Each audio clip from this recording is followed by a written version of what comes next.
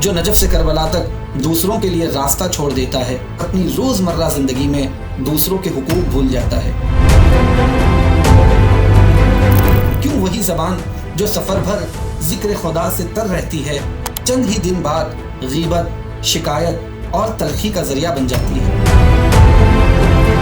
अरबईन सिर्फ हुसैन तक पहुंचने का सफर नहीं, बल्कि हुसैन के जरिए इमाम ज़माना तक पहुंचने का सफर भी है।